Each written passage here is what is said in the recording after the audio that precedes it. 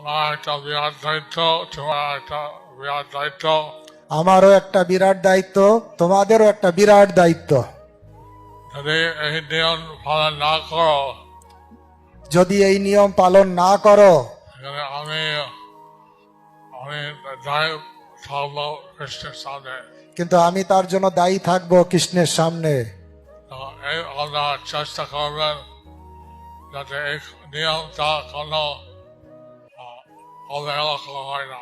এবং আপনারা চেষ্টা করবেন যেন এই নিয়মের কোনো অবহেলা না করা হয়। আমরা চাই সকালে সেবা দ্বারা, চৈতন্য দেবের আজ্ঞ পালনের দ্বারা আপনার এই জীবনে লকডাউন ফিরে যাবে।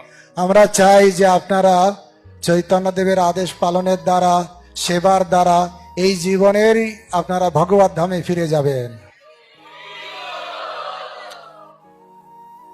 কেবল দীক্ষা পেলে হয় না, কিন্তু কেবল দীক্ষা পেলেই হয় না, আপনারা নিজেদের অভ্যাস করতে হয়, ফল করতে হয়, আপনাদের নিজেদের অভ্যাস করতে হয়, পালন করতে হয়। এবং আপনারা এগিয়ে দিয়ে এইভাবে কৃষ্ণের কাছে যাবেন। এইভাবে আপনারা কৃষ্ণের কাছে ফিরে যেতে পারেন।